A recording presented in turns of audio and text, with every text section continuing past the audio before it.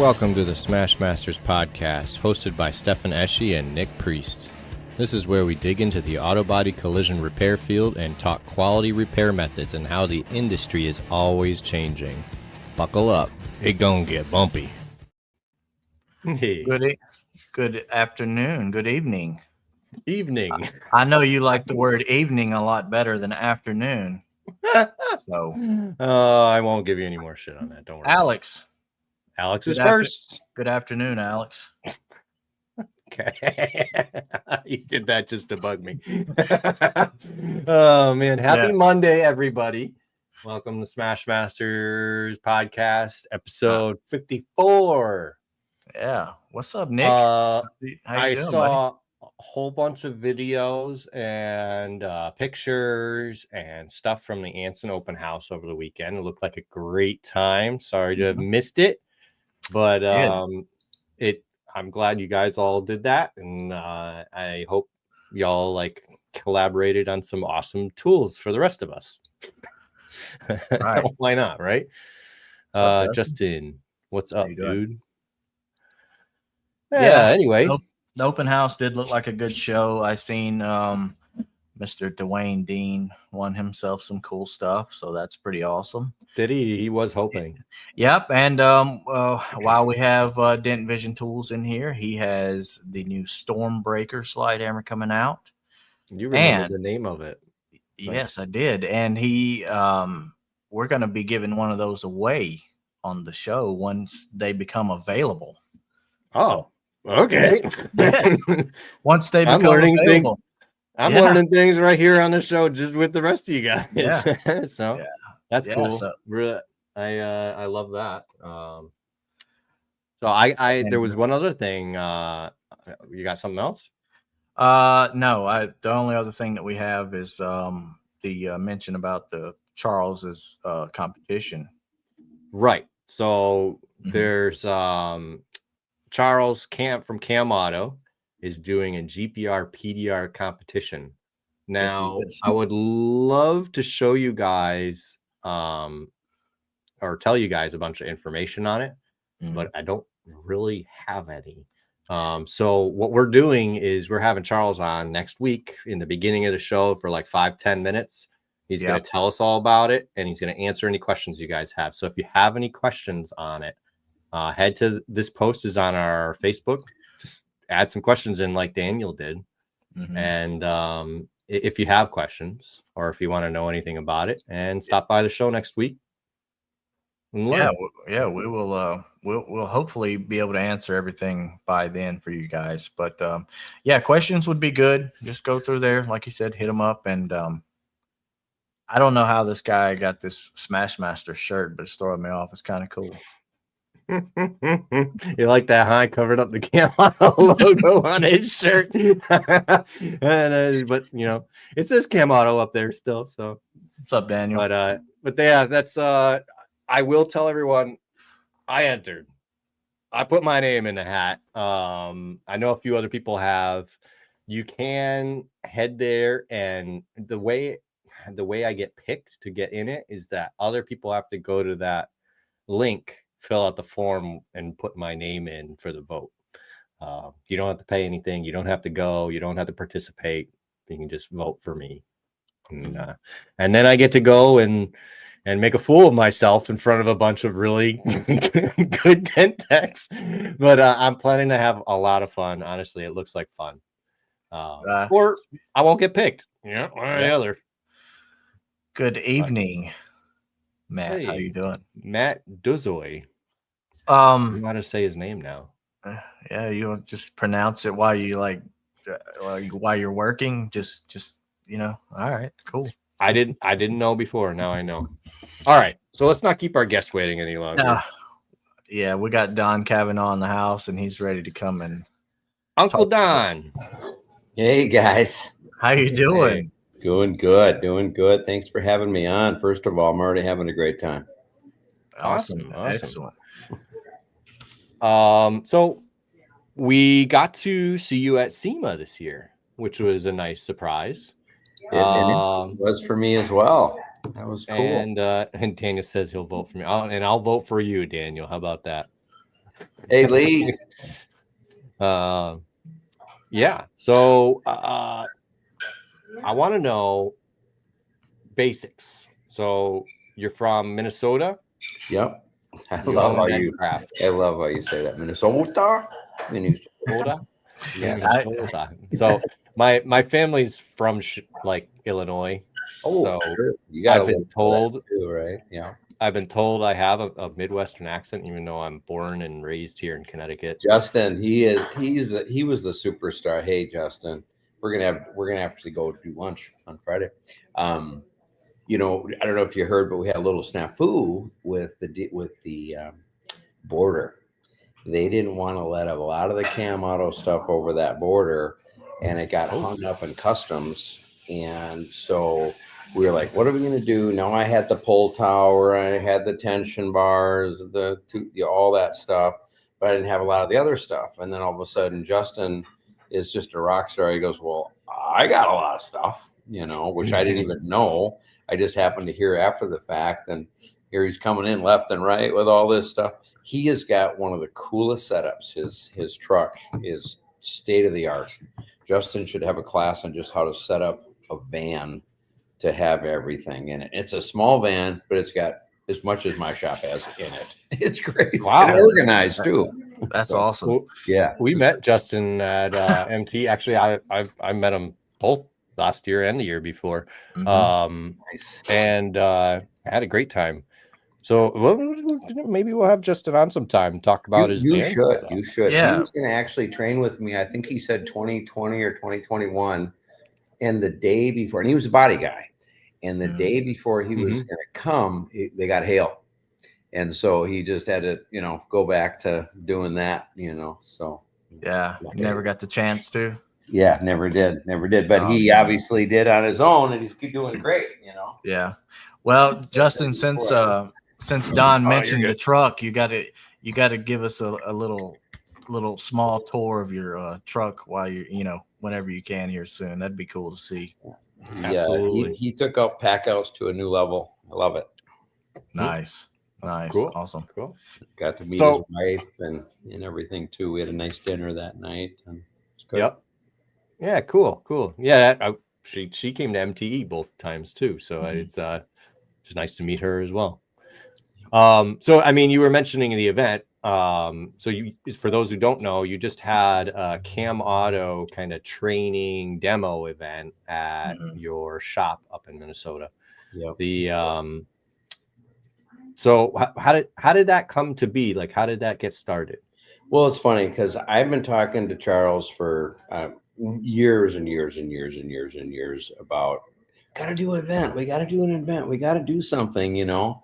And it was just one of those things where we finally, and we mentioned it last year, and then we just never did it. And then we're both two of the easiest going people, so we're not closers. I feel like we're givers. You know, we want to learn and from each other and give and take and stuff, but we just never did it. So finally, I said, "That's it. We're doing it. That's all there is to it." You know, and here's the day.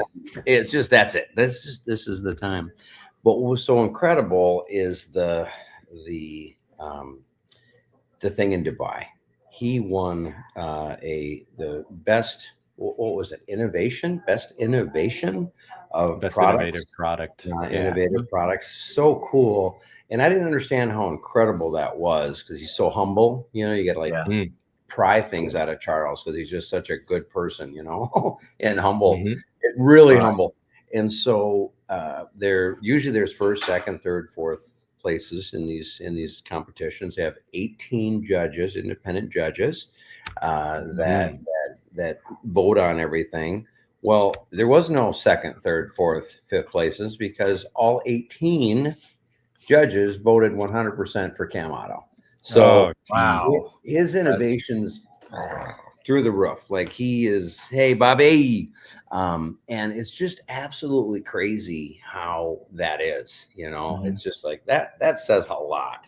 I mean, it really does. One of those things, you know, he might not be as big as some of the others, but his innovation is is key, is just amazing. He does have some amazing tools out there, and you should see what's cooking in his brain that I'm not going to say.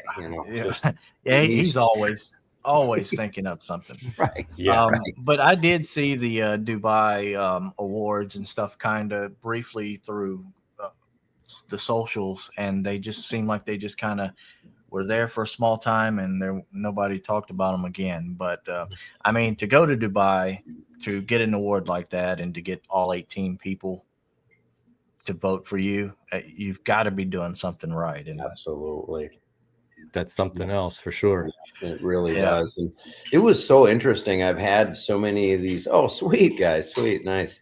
I have so many Cam Auto things that we weren't even using properly or at all because we just didn't really understand it. And so there was such knowledge bombs dropped. It was just like Troy and I were looking at each other, high-fiving left and right, like, oh my gosh, we just can't wait, here you got this stuff for years and you're not doing anything with it, Right. Not doing it the right way per se. You're right, Lee. He really is just an innovator to the max. And not only that, but after using his tools, so he sent me a bunch of his tools early on in my glue pulling career, and I'd be using them. But then I got to work with Charles at a few trade shows, and he showed me like some of his stuff I was using the wrong way, and he showed me how to use this stuff, and it's just unlocked repairability, like just insane. It's really innovative stuff. And I mean, a little bit of guidance goes a long way. So for those that are listening, if you haven't gotten any training with glue pulling and you want to get into glue pulling, I highly recommend training. Cam Auto offers that. Kiko offers it. AAI offers it. I mean, there's lots of options out there. There's lots of good options. Lots of good options. The training is super important. And that's why these companies are offering the training. Basically, they're not making money on the training. They're doing it so that you know how to use their products. Yep. And Lee is correct here. Yeah. What most people don't understand about Cam Auto is the products come from the collision side, not from the PDR side. So Cam Auto is just born out of collision. I have seen on some of his social posts that you could PDR that now out of some of that, but they didn't see maybe some of the befores. And I know that I seen some of the befores that you guys were doing in your shop, and they were not small damage by no means. So he said, you have a 6 pound, and I've seen him do it many times, but I didn't know he was doing it at my place. Hey, you got a 6 pound sledgehammer at home? I go, I do. I'll bring it. He wraps it up in a terry cloth. Oh, this will be better. Yeah. And then the guy that owned the car was sitting there. No, it's a total rig and everything, but it's kind of funny. He just he didn't realize we were going to do that much damage to it. Yeah. And little dents. Right. You guys used his floor puller, right, to pull all that out? Or yeah. Nothing else attached to that, just floor pullers. And we did floor pullers. We did, of course we did the tower pull. We used pretty much everything, but a lot of the bigger stuff we were using that pull tower. Yeah. He's like, God, this is one of the oldest pull towers around. I said, well, I got one of the first ones, man. I wasn't going to wait, Well, I've done this, and this now. So I got one of the older ones, but it still just holds so Matt. Hey, Matty. It's also hosting yes, we were just talking about Matt. Yeah. This is big, huge. Yeah. Matt, if you have any questions about that GPR competition, we have a post in our Smash Masters group. Charles is coming on next week to answer questions. So if you have any questions, stop by next week or leave them in the post in our Facebook. But yeah, it should be interesting. He's doing $10,000 first place prize, a $5,000 second. That's a lot of good stuff. Just for experience alone. I mean, to be able to work next to some of these guys, I mean, that's enough for me. I think there's going to be some really talented hands that end up being in this competition. I would. It's going to be good. It's going to be good. Yeah. Now, yeah, what dates was that, you guys? You just had it up and I didn't even lock it in. Well, Matt says July 11th to 13th. I'm going to trust him on that one. Okay. It's a Friday, Saturday, Sunday. Okay. And I do know this much. It's a 16-hour repair. He's giving 16 hours, 2 8-hour days. Yeah. To work on this dent. So, I mean, that's kind of up my alley. But these are gotta be huge. Yeah, it's kind of intimidating when you're doing the Dental Olympics and they give you 40 minutes, right? Like, right. No, right. And this is bigger, but still, it's nice to have a little. Yeah, I can go to lunch. I can think about this. I can, reevaluate. I can, I don't know about you guys, but when I do big repairs, whether it's glue pulling or whatever, we've got about 10 lights. We don't need 10 lights, but we unfortunately have them because I'm just a glutton for punishment and I love technology. So I got the new, of course, the new carbon tech light and everything too. But what's interesting is I'll set up a light on the panel and sometimes even two, and I'll leave the light on and I won't even touch it for the whole day. But every time I walk by it, I'm looking at it at a different angle. I change my mind sometimes 3, 4, 5 times I'm going to start something like that because I've always got something else to do. And so that has been something I just started doing about 5 years ago. And I think it is incredibly, if you can do that, try it, because we were in the back room and Nick said something. I just have to bring it up because I think it's awesome. We were talking about, I always say, I had a lost day. And he goes, you got to change that L to learn. You learned that day. And I just love that, Nick, because you might not have done it the right way. You might not have started the dent the right way, but you learned that you're not going to ever do that again. So that's brilliant. I absolutely love that. That's going to be my takeaway today. That's awesome. Yeah. I like to say some days we win. Some days we learn, and if you keep that mindset, you can go about it and feel good about it, regardless of how the damage comes out. So, and like you said, having a light on something and looking at it. So, Body Man and the collision. Have you done collision? We'll get into your how you come through in just a second. But you've never done collision. I've never done body work in my life. No. So, the body collision guy term for that is, if you're really old school, you'll stare at it and smoke cigarettes and all that kind of stuff. But the newer guys like me, I would come in and I would set a job up and I would drink a little bit of coffee, have some coffee, and I'd look at it and kind of evaluate, maybe look over here, maybe look over there, and just kind of get a graph of how I want to set this up. And by the time I get done with my coffee or where I feel good about it, then we can go in and roll on. And I know exactly how I want to do this, that, and the other, because I've sat there and planned it and, seen. You're repairing it in your head. Right. You're going, right. I'm going to do this, and then that's going to do that. And then I'm going to do this. And then wait, maybe I don't like that. Let's go back, and then let's start by doing this, yeah, I like that, and it just, I just stare at a dent. I mean, I've had people come up to me. I learn a lot more than when most sometimes it's true. Right. And I've had people come up to me while I'm staring at a dent and go, "Are you all right?" And I'm like, "I'm just thinking about just talking." Someone said the other day, if you see me talking to myself or a panel, just leave me alone. I'm having a team meeting. I love that. I'm like, I'm going to use that. Talking to the metal. That's right.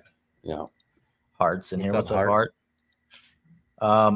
So I think Bobby asked up here a few. He's let me put it up here. He always wondered about, were you self-trained or did someone teach you? So that's a good topic to start back in some of the early days of when you started. So, like, how did you get into PDR?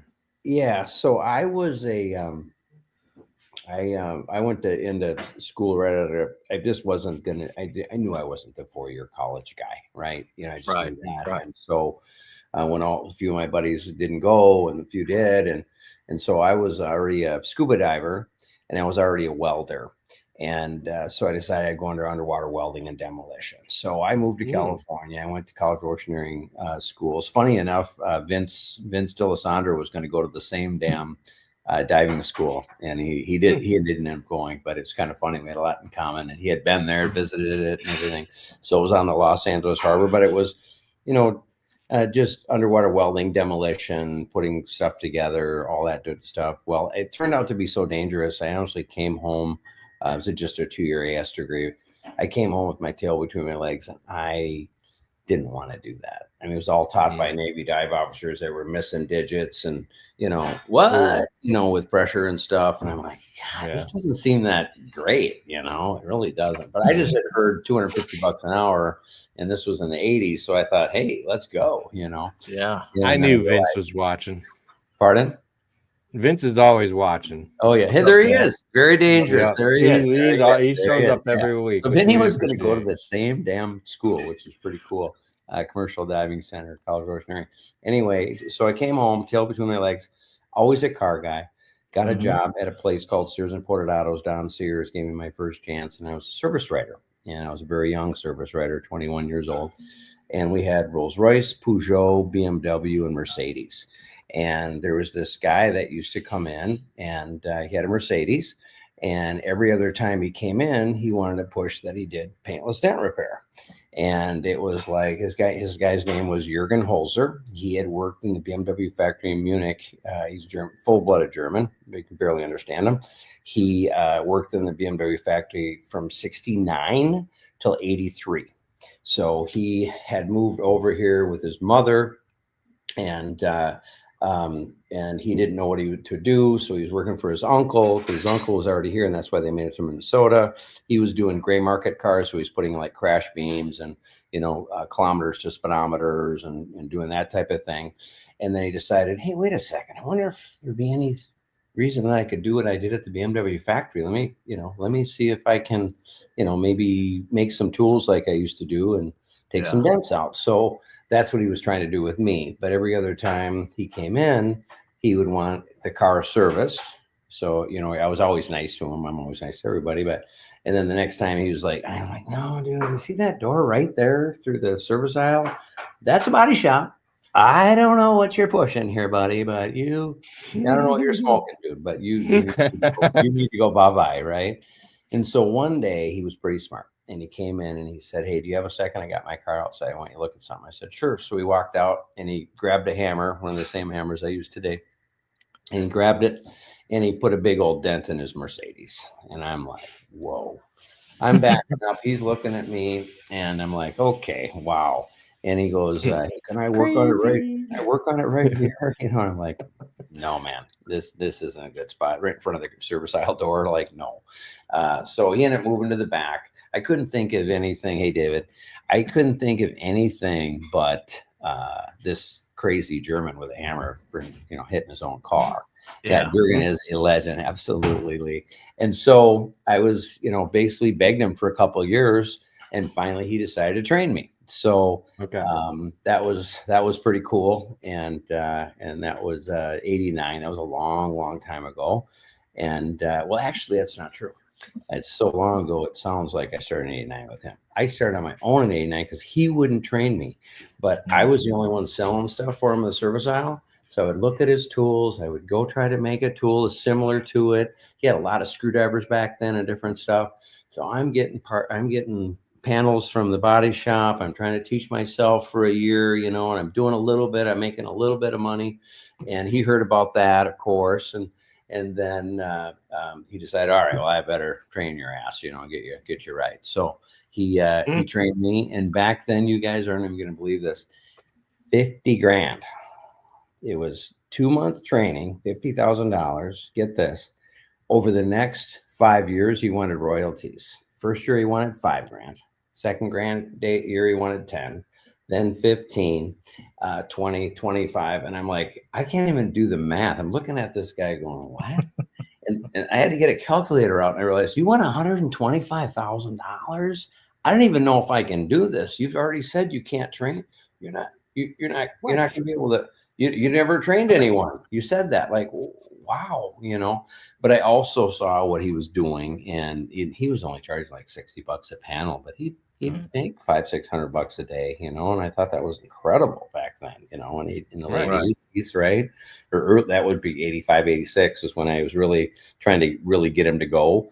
Took me a few more years, but anyway, long story short, I did stay with him. I did talk him out of that other bullshit. It was just 50. It wasn't the rest, but it still was a big chunk of change. And what's terrible, I could be wrong, but I heard Jurgen and Lido never met. This is the honest truth. We tried to get Jurgen and Lido to meet a couple times, and Lido wasn't ready. Jurgen was, but Lido wasn't.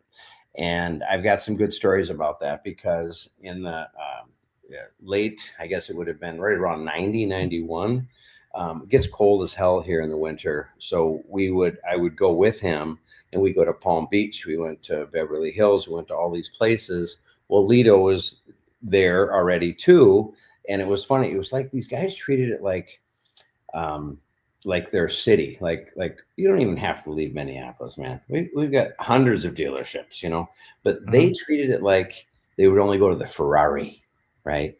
They would only go to, the top, Rolls Royce of Beverly Hills, the Porsche dealership, it was just really quite amazing how they really wanted to be in Palm Beach, or they wanted to be, here or there. They were kind of like, and Lido always wore tie and stuff, and Jurgen used to wear a doctor's uniform, like a doctor's coat. And, he would be very, like this. So it was really kind of cool. But no, they never met, Lee. That was a great thing to bring up, and it's really sad, because I have dinner with Jurgen once a month. We're still tight. He's in his 80s, and I'm going to try to find a picture of him here at our last event. But yeah, it's just the craziest thing, and without him, I wouldn't be here, and I was able to be trained. And they figured it out that he was here about a year and a half to a year to 8 months before Lido even got here. So that was pretty cool. So Jurgen was definitely the first, and supposedly I was one of the first guys trained, other than, I know there's guys at Ford dealerships and stuff like that. So supposedly I was like one of the first guys trained in the United States. And I just love what I've seen change. We had 10 tools, you guys. We made them all out of trunk springs. We could only get to about 50% of the car. I didn't use a light, you guys. So there was no lights back then, right? We made our own tools. We didn't know what we were doing. He's telling me, oh, use the edge of the garage door. We use the ceiling tiles. Use the wall there. Like, what? I mean, I was 2 feet away from the dent, just cracking paint over here, thinking I'm doing good over here. Like, what the hell? I mean, I had 2 years of the biggest struggle of my life. I mean, it was really something. And there was no knockdowns either. I'm sure a lot of you guys have heard me say this, but there was no knockdowns, right? So he was a hammer guy. That's how we learned in the factory. So that's what I was doing. So a dime-sized dent for me in my first day of training was the size of a grapefruit by lunch, because I couldn't freaking pound. It's just what the hell? Yes, we are an old farts, aren't we, dude? But it's just crazy how what I've seen has just been remarkable. Now I'm training girls, with the ergonomics of all the tools, and the AHA handles and all the different things, and the tactical handles and all the different things are just absolutely changed everything for us. And I just think it's amazing. It's a great time to to be here, to just see you guys doing bigger and bigger smashes that I would have never dreamed possible. Yeah. So were you mobile for a while? I always had a shop from the very beginning, but I ended up training 7 guys. So I had 7 guys. We were taking care of over 30 dealerships. We were running around with our heads chopped off. We own the 7-county metro area. So yes, we ran all the time. But as soon as we had anything big, we always were doing retail too. But back then it was like 20%. Now it's 100%. I fired all the dealerships about 12 years ago. It was the best day of my life. But it's just interesting how it's, the involvement of how I did it and where I did it. And the guys that all work for me are still doing it. We're still friends, but a lot of that stuff I just gave to them because it got to the point, guys, where I hated it. I love what I did. I always enjoyed that part. What I didn't like was we were getting with dealerships here. I don't know about your guys' area, but the good ones would pay in 30 days. Most of them paid 60, 90. And I had a huge deal that had like 10 dealerships that we owned all of those dealerships out of the 30 we had. They paid in 120 days. So I always had this massive line of credit at the bank. And so, because my guys needed to eat every 2 weeks, they got families. So I was just constantly doing Peter to pay Paul. And then at the end of the day, there just wasn't a ton of money left, even though there should have been, Yeah. And I'm like, what am I doing? This isn't what I'm not loving this at all, so I just made it smaller, I just made it smaller and better, and more money came with being smaller, and I didn't have to pay out, all those different things. So there's only one with me, Joshua, only one. So, but we're all still friends. A couple of them were in the room. I had about 20 guys out of those 55 guys that I had trained that were actually trained with me. So that was nice to have a bunch of us together. Super fun. So cool. Yeah, that's a pretty cool story. So back where did he end up fixing his dent that he put in his car? He actually worked right outside in the frickin' sun, which I can't do. I don't know how you guys do it, honestly. I mean, you give me any car that you work on it outside and you pull it in, and I'm going to finish something for you. You know what I mean? Yeah. Some of the guys make them look really nice outside. I'm not saying that everybody, if that's how you do it, that's how you do it, and you do well. But I don't enjoy it per se because it is hot in the South. It's pretty warm, and especially out in a parking lot with no breeze or no trees or anything. Oh, and we did it, Nick. Trust me. I remember sliding out. You get into with one leg on the ground and you're leaning over like a freaking, what do you call the ostrich or whatever the damn thing. Yeah. You get all the sweat. You just slide right off the car. Yeah. I've backed up before and I've seen my body planted on the car. I'm like, man, I got to wash the whole car now. Right. Yeah, get all your sweat off of it. I did the same thing. Yeah. I'm just sweating because I can't get the dent out. Outside, though, you can't use lights. You got to use some type of reflection board. So, I found those to be really useful for me, actually. Yeah, I'm gonna have to pick up a few because I struggle when it's sunny. I mean, I have the Get a Grip umbrella and I'll set that up, but still, it's like, man, I can't freaking see. I'm like constantly changing the battery on my light just to get it brighter. Most dealerships were accommodating to us. They let us go inside, but there was a couple of them that were union and they had body shops and the guys were pissed and you'd have to go outside. And I'd always just try to get, I had a couple times where there was no outlets. I had like a 300, like 3 or 4 cords put together to get my light. Cause back then we plugged it in, right? I mean, everything was plugged in, right? So it was just a different time. But if I got it in the shade and I got a light on it, then I could do really good work, But we didn't even think of an umbrella back then. I mean, give it to Maddie for coming up with all these Get a Grips, Yeah, he was a huge hit of the show. Actually, we were using his stuff left and right. So, yeah, I've been wanting to pick up some of his umbrella stuff. As a matter of fact, that thing is well worth it. Yeah, well, got like 3 or 4 of them, and I never even work outside. I just have them for soccer events and different things we were doing with the kids, and just to support Matt too. But I've got all his arms, the other stuff too. I mean, it holds a phone, it holds so many things. It holds the heat gun. I mean, they are really good things. Yeah, you can get one of those too. So we were talking about earlier, we have win days and learn days. I know you've had them. I've had them. We're talking about the learn days. Is there one day that, or maybe one time that you can remember that put you down really good, that was a really good learning event for you that you might have forgotten them all, but Not at the top of my head, but I have had a lot of fails. It's just one of those things. But I loved what you said. We're learning, and I don't look at it at that time at that point, but you do. You know what I mean? So, but we're pretty blessed. We've we don't have to rush anything anymore. I don't tell everybody it's going to be done that day. I used to be so important to me to say, oh, I'll have it done in 2 hours. I'll have it done by lunch, or I'll have it done by 4 o'clock. I'm like, hey, we'll call you when it's done. I don't want to be rushed anymore. I just would rather not. You've reached that shop status in life to where you can.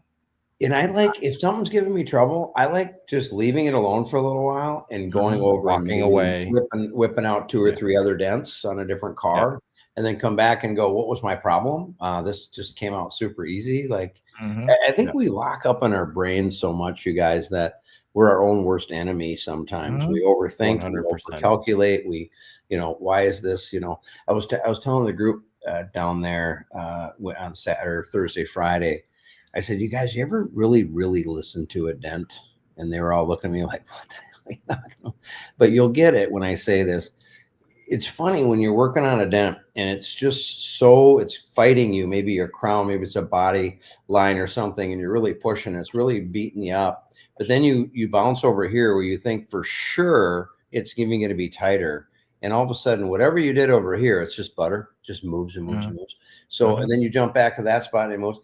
It talks to you. Just move around the dent. Any young guys that are possibly listening or just getting into this, just be patient and get behind it. Even if it was 3 pokes to go over here was holding you up and you just made 20 pokes over here, go back to that spot. You might just be absolutely amazed that that's going to come up. But a lot of times we don't think that way. We already think, okay, I'm not going back there because that's already locked up. I know that I'm going to stay over here.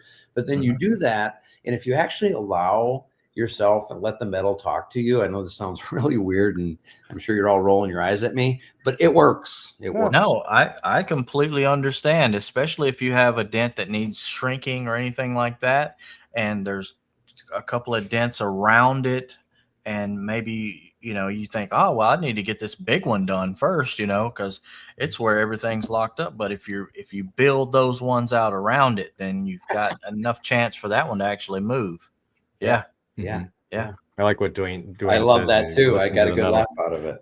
I think he said recently too, something, I think it was even in person. It's something, he's like, what I learned recently is if it ain't going, don't force it. He's like, and that helped me so much, and it's like, I got to keep repeating that to myself because we're body guys. We force everything. You guys are like what we do. The owl in the tree. How many licks does it take to get to the center? 3. One. Right. It's very true. It's a different mindset to switch over. Yeah, when you just say you have a body line, maybe 2 style lines.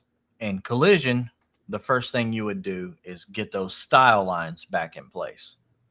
And in PDR, you have to retrain yourself. You can't necessarily just go balls deep on these style lines. You have to move it back and massage it and take from this section so you can put it on that section. And a lot of times, you guys, in the last few years, I have thanks. Hey, Biggie.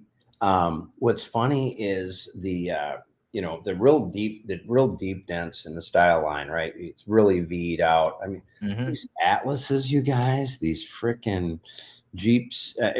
Some of these lines are getting sharper and sharper and sharper.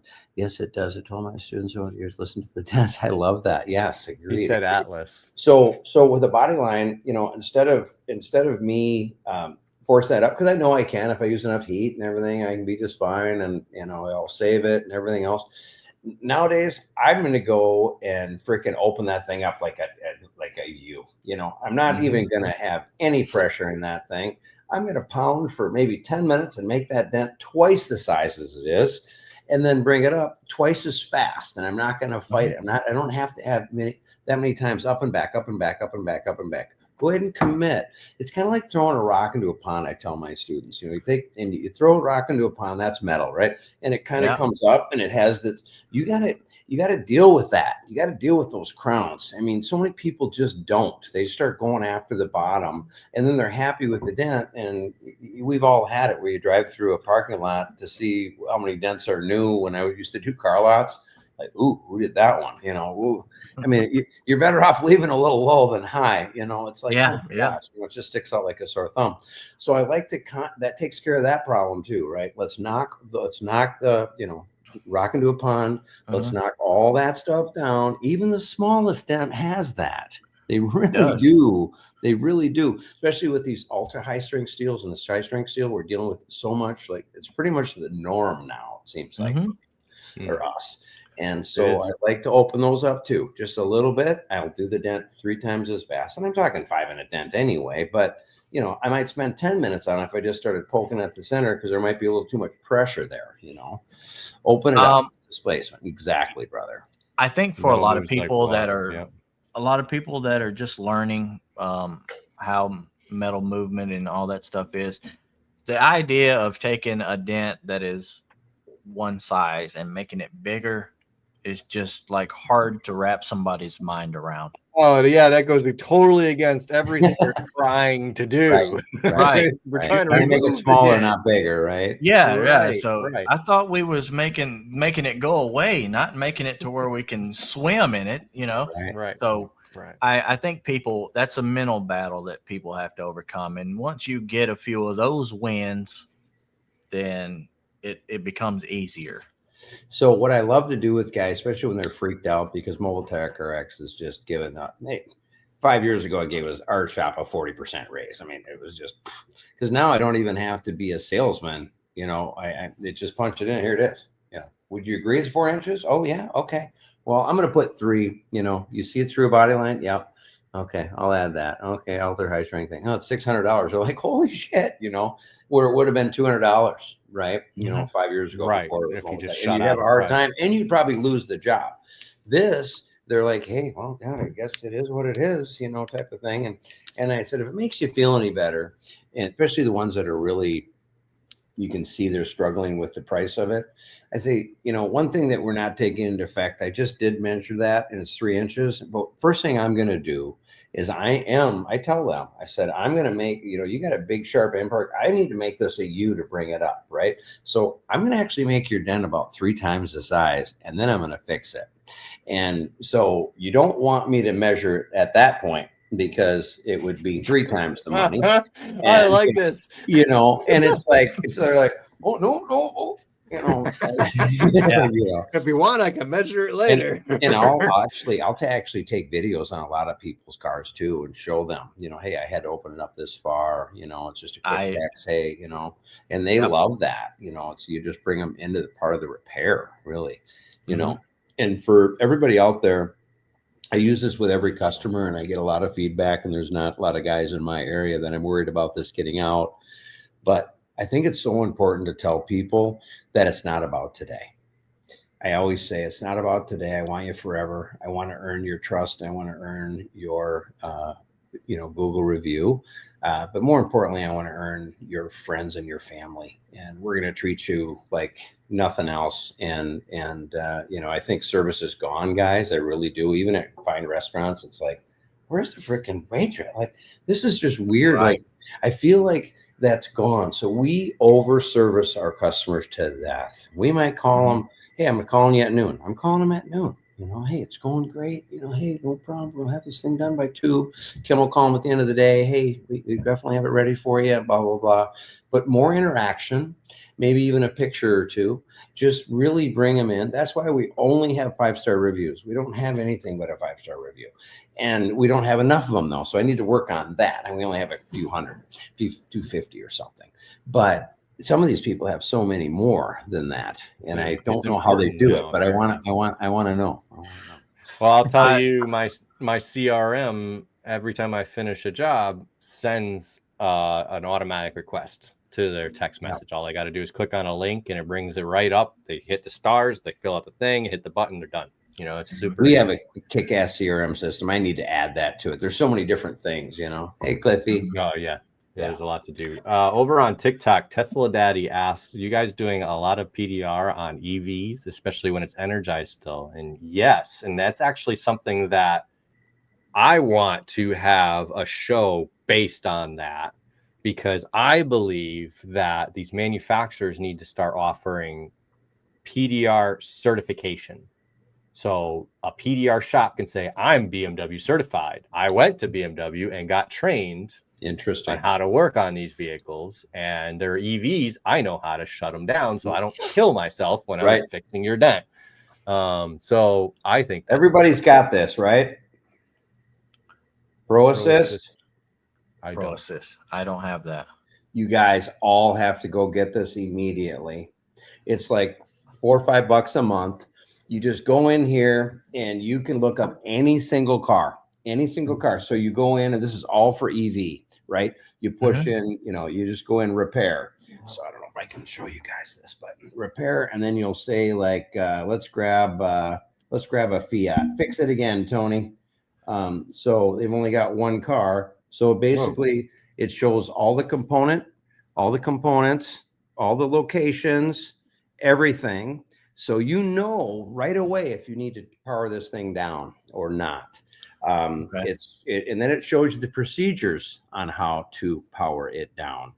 It'll talk you all the way through it. It'll save your life. It's great.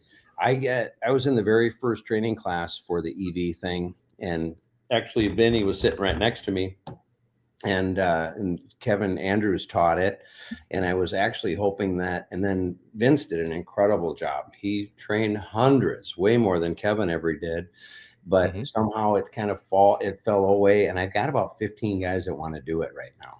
So I wish we could do that somehow. Vince, if you're listening still. That is really he was so good at it. Maybe didn't like it, but he was very good at it.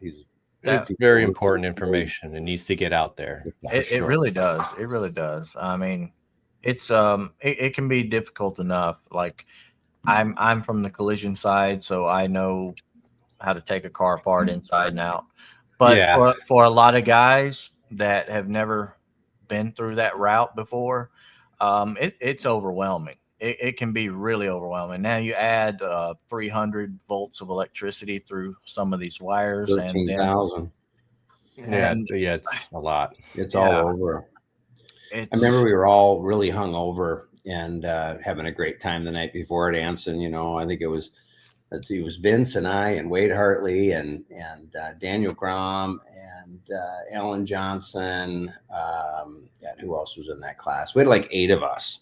But we were all kind of like this, and then all of a sudden he started talking, and he brought up the Chevy Volt. We had a Chevy Volt. We had a Volt, a Chevy dealer about 3 blocks away, and we still did them, even though I got rid of all my dealerships until about 2 years ago. I haven't done anything for them lately, but we would always do those at the dealership. You know, I've done hundreds of them at that point in time. This is probably 8 years ago, 5, 6, 8 years ago, when we got certified.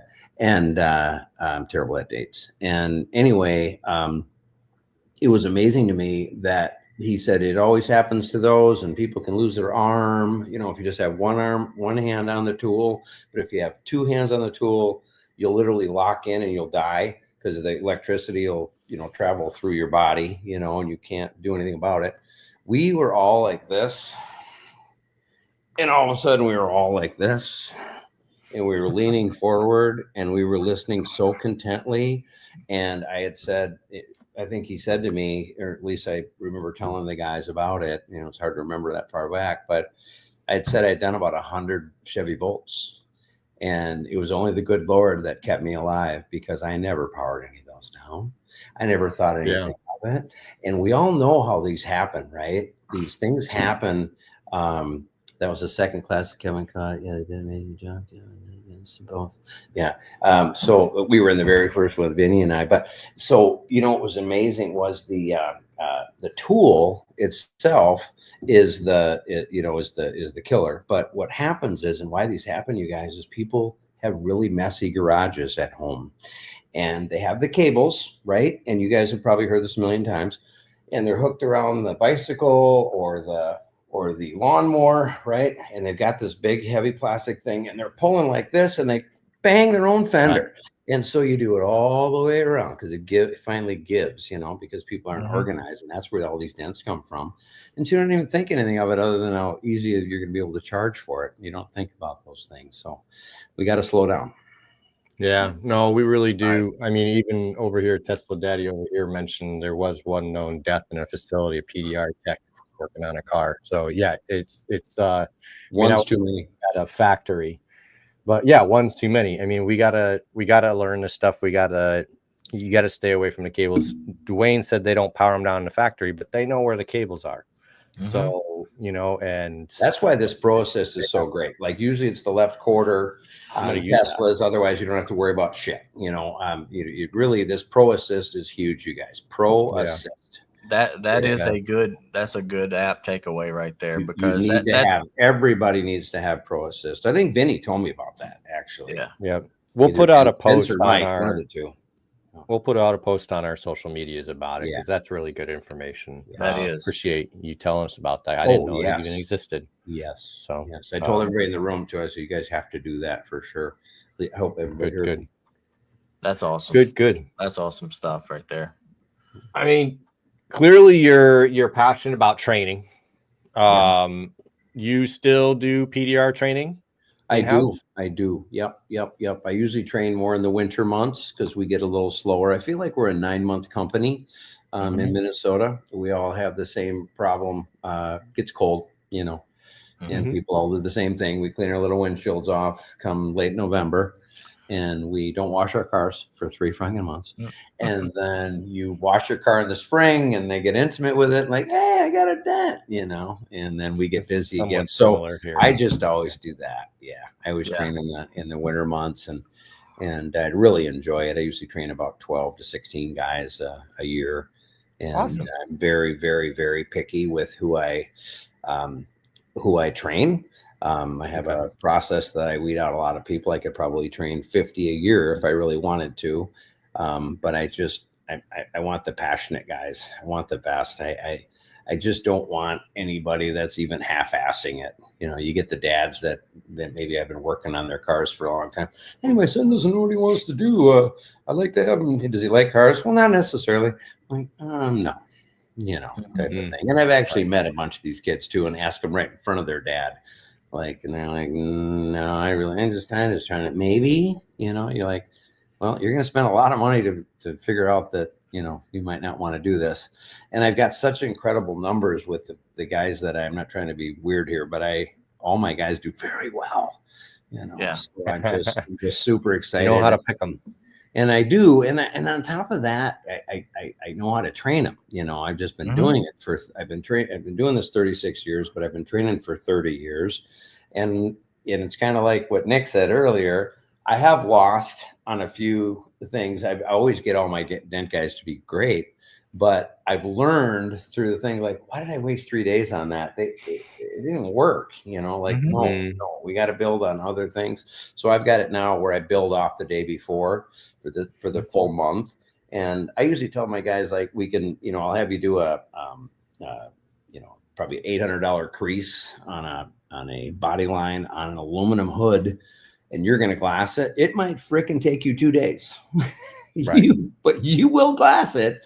But you'll do that at the end of the 4 weeks. You're going to be slow as molasses.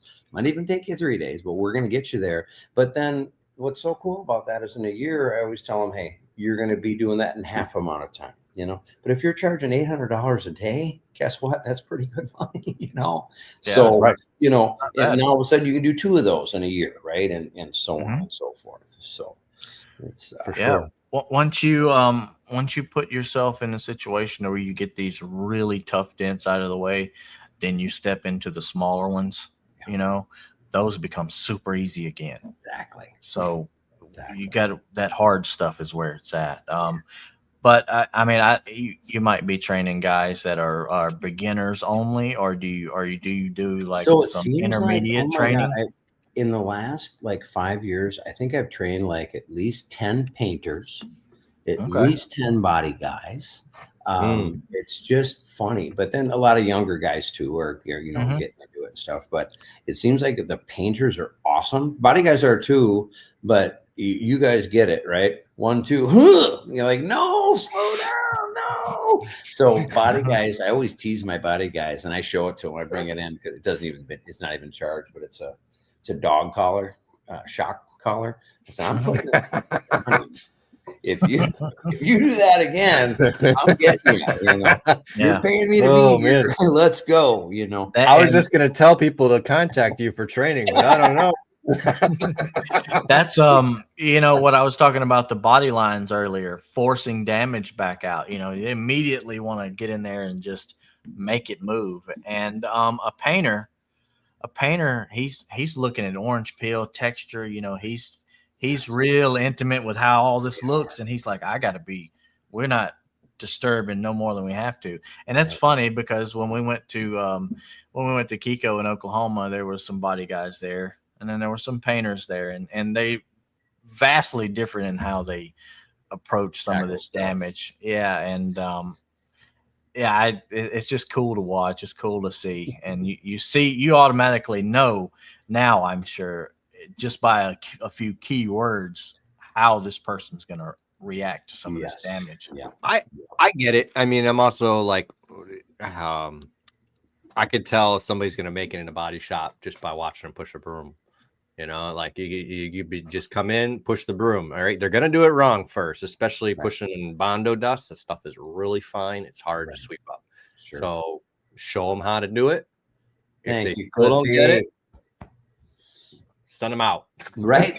I don't even want to talk to them. If you can't listen to me when I tell you how to sweep up the Bondo dust, then no, you're not going to make it in bodywork. Sorry. Because you gotta listen. There's always that guy too. You know, gotta learn. I had one in the last class that he turned out to be great, but he was just my nemesis, man. I swear to God, the good Lord put him on this earth to teach me patience. I mean, it's like incredible, just amazing. Like I would show him something, and all other three guys are getting it, and he's like, "I'm not getting it." And literally, like you want your hood, you know, there's a hood here, we got a hood here, we got the light here, and I walk over, and he's got his light like this. Yeah. I can see it better. No, you can't. No. But all I had to do was raise my voice a little bit with them, and I've never had to do that with any guy in my life because he was talking over me. You know what I mean? Like, what the hell are we doing here? You know what I mean? Can't have that. So it was so hard, and so it was just difficult to get it through. You know, Steven. That's about every apprentice I've ever had. Yeah. And in a bodywork side, I'll tell you. Yeah. Except for maybe one, Megan, she did great. It was hard for me to learn a light. Like that's one of the things I struggled with is light placement. Me too. And it was really just based on, like you said earlier, you know, keep it moving, keep it looking around. And I would say, you know, I can do it like this, and because I can see what I'm doing here instead of moving around to kind of test other spots, get other opinions. Is what I call it. So it took me a while to figure that out. But that and pressure on a tool for sure, because you don't have to be brute force on everything. You'll mess around and put a freaking TP up on a panel in no time with something. I was fortunate to have a bunch of used panels to practice with. So if I did mess it up, then we're just going to paint it anyway. So it didn't matter. Sure. Nice. That's what's so important, to have those panels and just go after it, you know. I'm confused. Me too. Steve says Nick has some fancy lights and Stefan is jealous. What did you end up buying yourself? Did you get the Carbon Tech light and you don't have it, Stefan? He does not have that light. No, I don't. I don't have the Carbon Tech. I haven't. I don't know. Fancy. I don't know what Steve's talking about. I bought the first 48-inch. I bought the first X Factor light ever last year. right off the MTE floor from the Denton Olympics. You're right about and then that. They couldn't get them. They couldn't get them for like 6 months, and then they came out with them again. But I was the first. I knew I was buying a light, so as soon as I walked onto the floor that day, I went right over to James, and I'm like, yeah, one, please. Let's go. One. Oh, the mini Stucky light. I think that's what he's talking about. Oh, yeah. I did get one of those lights. little mini guys. Yeah. Cool. Yeah. Cool. Yeah. No, I did not pick that up. I am looking at that Elimident little mini light and Pro PDR just upgraded theirs too. They did. Yeah. You know, I'll take a look at that as well. Actually, I saw that on your live. Actually, that's how I learned that. Right, because that's originally Pro PDR did that with that was the brainchild of why am I drawing a blank? Who's Paul Gordon? That was PK's deal. Oh, then Don has two. I do. Yeah. No, I love my X Factor light. It's big. It's for the bigger damage. I don't use it for everything, but when I have something on a roof, it's awesome. Excuse me, it's awesome. Usually, I'm using my mobile Elimident on my Ultra stand on the Medusa, or I'm using my Kiko light that came with the L2E. How is that Kiko light? I've never even seen the fade on that. Love it. I mean, I'm no expert. Is Stucky and Pro PDR? I'd say it's more finer detail, kind of like a Stucky. I love it. It's four LED. You can have any of them on or off at once, and it's 36-inch, so it's not too big. The stand's pretty nice too, because my stand with the X Factor has a never loose on it. So when I started using the Kiko light, I was going, man, I'm gonna miss that never loose. It's actually a nice stand with a nice light. I mean, the never loose is better, but it's a great setup. So I really like that Kiko light. Yeah, it's the same one Cam Auto sells too. I'm pretty sure. Okay, same exact light. That's I know Daniel Grom loves his DNE light. Absolutely loves it. Yeah, I see a lot of people that they either like the Stucky light or the DNE light. I find those crowds. They're either in one of those two. Ooh, send me the link, Lee. He will. He says right there. You made my night. Is it too bright? Is that the one too bright? There's no dimmer. So So I mean, usually the battery goes halfway and then you're good. No, that's great. I love the dimmer, and that means my battery will last longer too. Yes, so that's great. That's awesome. Well, Don, thanks for coming on. We made it. We made it the full hour. Wow, it seems like we've only been doing it for like 2 seconds. This is cool. Yeah, we just started. I mean, it was an easy conversation. Can't hear you. Can you hear me? Yeah, there it goes. There you are. There it goes. Okay. It was filtering out really bad. I don't know. I don't know why that happened, but don't worry about it. There's no telling. But yeah, no, I really appreciate you coming on. PDR. That's amazing. That's great. I'm just an old guy. The dimmer the light here, more you miss the low. Oh, yes. Oh, the dimmer the light. You want to crank it up when you're showing the customer. Hey, let me show you in the light. Look good. I get it. Yeah. I get it. Yeah, no, I like a brighter light. It's just, man, there's some times when that thing, there have been a few times where I wish I could have dimmed it. You know why it is? For photos. I take photos for insurance companies, and that light is bright, and then you put the light on the panel, it just washes it all out. So if I could dim it, taking pictures will be a lot easier. But yeah, no matter what, it's nice to have that there, Stefan, because they can, right. Looking at your puppy there, he's just having all sorts of fun. Yeah, she does whatever she wants. She does whatever she wants because they can. Yeah, you're the best, Lee. Thank you, and you're the best, Don. Just say I missed that. Oh, he put in a link. The so link I can for it. grab. Great. Yep, I can grab the link off of there. Bang, Perfect. dang, boom. Robbie, Use the line boards for bang, insurance. dang. That is a good idea. Yeah, thank you, ma'am. Old Teddy Nugent. Yeah. Line boards for photos. Yeah, those are good. I have 4 of those big blowout line boards. Just, the sun will filter through one of them. Just because, I feel like they work pretty good in conjunction with lights. I've got a question for you guys out there that are doing a lot of hail. We do a lot of hail too, but we haven't circled a car in about 4 or 5 years. We just don't do it anymore. And we seem to get a lot more money. Are you guys seeing that? And do you guys deal with that at all? A lot of my guys will just say, hey, if you're asking for 50 dents and you're circling, 50 dents and I can't see the circles, I actually have a better, the adjusters are telling us this. I have a better thing. If you guys could take some up close pictures and tell me there's 50, in a cluster, I have a way easier time giving you what you want versus the other, because then I can up the number of because a lot of these guys were body guys. They understand. They know that, and we're not ripping them off or anything here. I'm not saying anything to the fact. I just feel like we're underpaid when it comes to hail.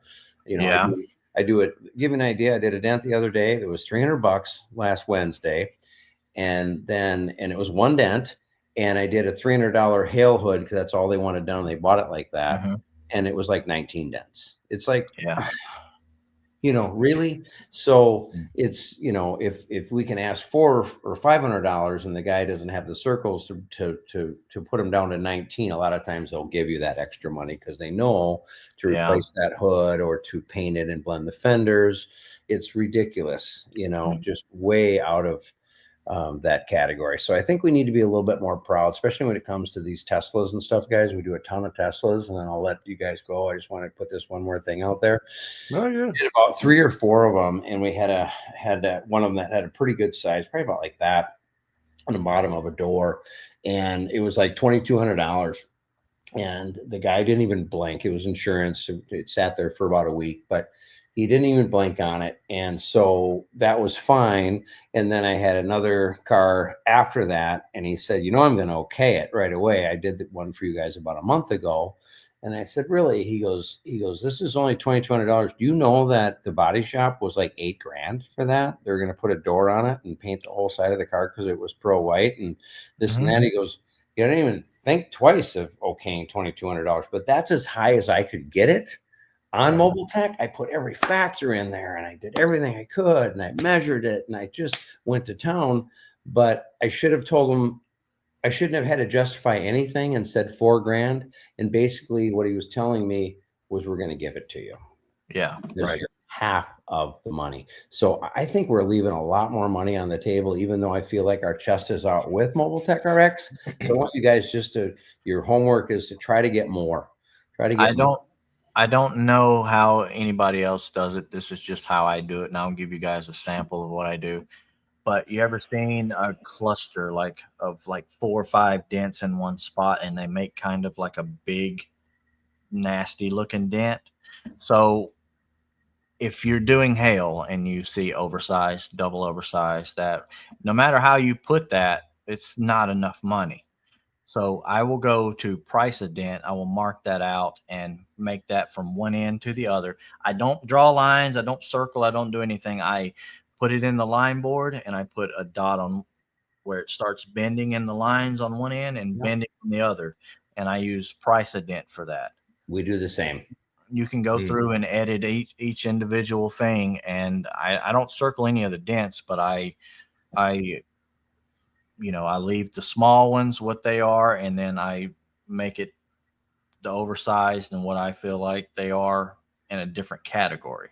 So I will mark the oversized, but as far as the quarter size dents and stuff, I don't really mark those. I just take pictures with the lines. That's good. We did we got a little bit of push. Whatever you do when you write it down there, don't put PAD. When in 19, we had Dream Team 19 at Dentcraft, and it was Paul Corden, Tim Corden, myself, Clifton, Atkins, Ray Sapnew, myself, Troy, my guy, Randy Hobson was there, a few others, and we just had the greatest time. But we were putting price of dents on because they were the really big dents that storm, and so we were putting it everywhere, and we had PAD on there, and the insurance adjusters were still coming out because it was before 2020. They were losing their minds. You're padding this. You're padding this. It's like, no, price a dent, PAD.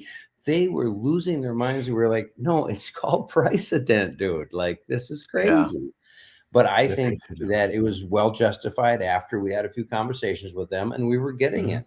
We just were getting everything we were asking for. So, when you're marking and doing all your photos and all that, do you pick a window like a side glass and write the amount on all the roof? And I used to. You don't do that anymore? Do that all the time. And I'd write them right on the windshield or whatever it might be. Go over to the right side so I can read my right. I'm right-handed, so I would do it all, on the windshield. But no, I just do it all in notes now. Yeah. What we're doing now, and it's really changed our world, was 2 years ago, they weren't coming out. We had like 30 cars on the ground, and it was a decision why I opened up the other side that you guys didn't even see in the lives, but there's another side that equals the size. And so what I was having, all these cars were staged in there.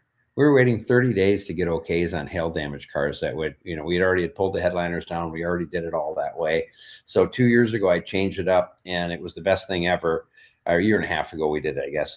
And so now we actually have the customer come in. I had 2 estimates today that because we just had some hail, which is nice.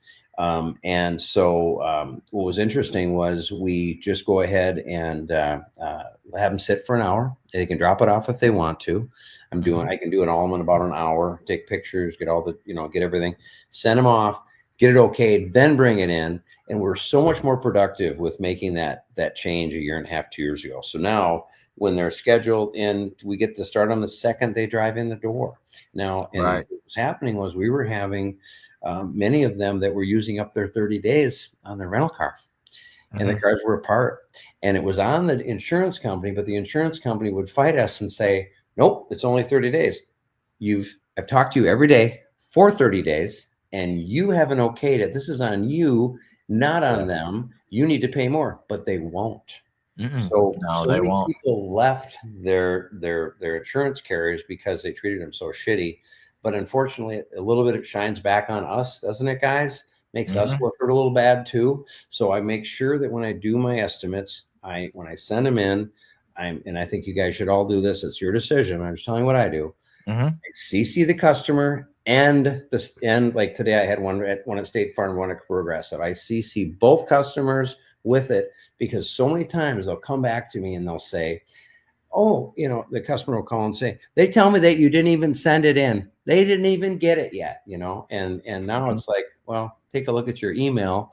You'll see it's time stamped and you were involved with every piece of it. So then they get lied to, and then they can blow up at them, but the insurance companies are trying to make us shops look really bad.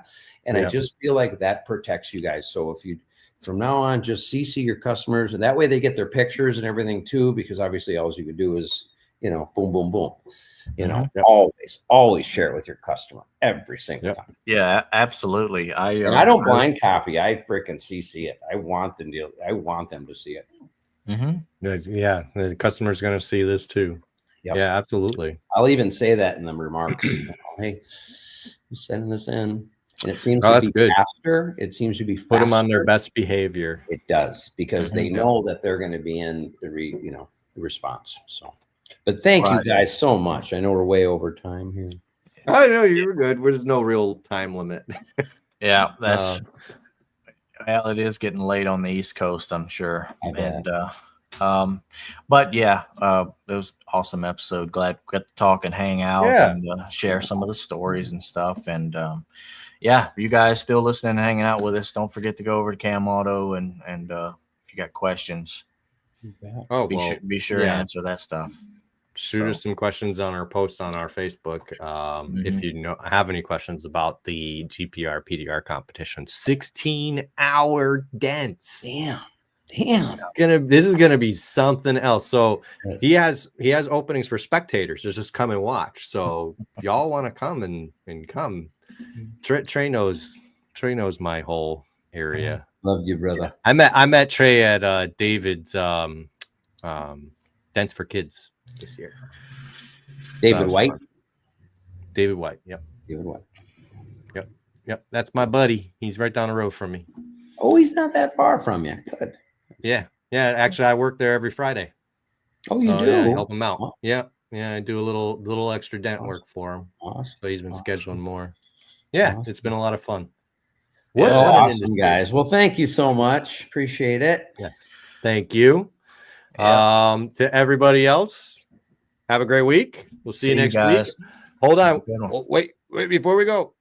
I don't know if you all have seen Idle Buff on social medias. She's a writer. She's a genius writer, really good writer. She's going to be on the show next week. Yeah. Cool. Don't miss it. Everybody talking about how writing cars, this, that, and the other, how to get times and all that stuff. If you want to know how collision shops do it, the inside, come by next week and hang out with us and learn some more. It's going to be fun. All right. Bye, everybody. See you.